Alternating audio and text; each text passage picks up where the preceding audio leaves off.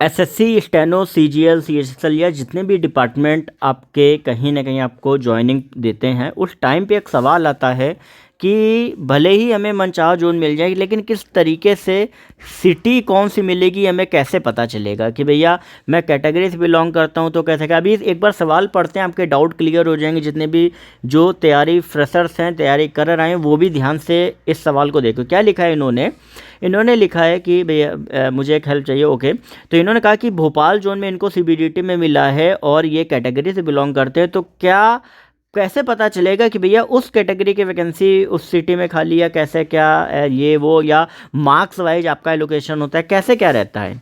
देखो, सबसे पहली बात कि आपका जहाँ पर या जिस भी डिपार्टमेंट में आपका सिलेक्शन हुआ है, अगर वो डिपार्टमेंट आपका स्टेशन वाइज पोस्टिंग देता है तो वो पूरी तरीके से रहता है रैंक बेस्ड।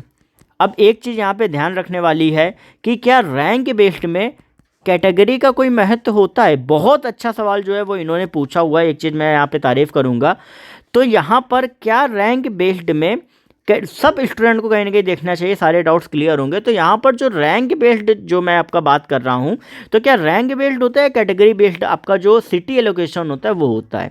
तो यहाँ पर बता दूँ कि कैटेगरी का कोई भी फ़र्क नहीं पड़ता है, रैंक बेस्ड आपका जो होता है वो होता है। अब इनमें से क्या होता है कि रैंक बेस्ड में भी, ठीक है, आपका जिनमें जो लड़कियां जिनकी रैंक कम भी होती, गर्ल्स को हमेशा प्रियोरिटी दी जाती है। ये ध्यान में रखें, कहीं पर भी हो उनको मेन सिटी में ज़्यादातर पोस्टिंग, या वो जो सिटी चूज करती है वहाँ पर पोस्टिंग उनको दी जाती है। सबसे पहला काम ये होता है।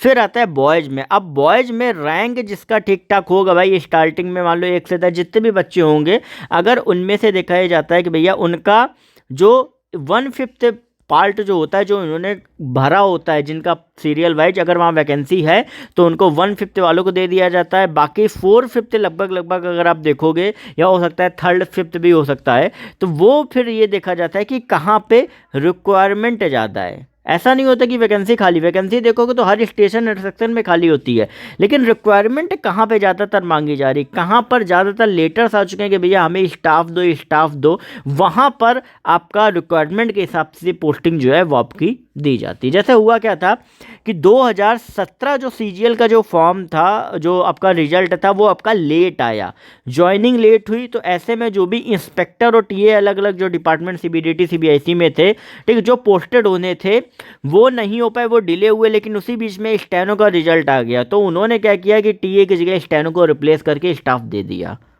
तो इस तरीके से आपका जो एलोकेशन होता है वो अलग अलग पैरामीटर्स पे डिपेंड करता है, ठीक है। अब इससे रिलेटेड कुछ और भी आपके मन में सवाल हैं तो आप पूछ सकते हो मुझसे। बाकी अपडेट्स के लिए आप चैनल को सब्सक्राइब कर सकते हो, और बाकी जो भी रहेगा वो मैं आपको बताता हूँ।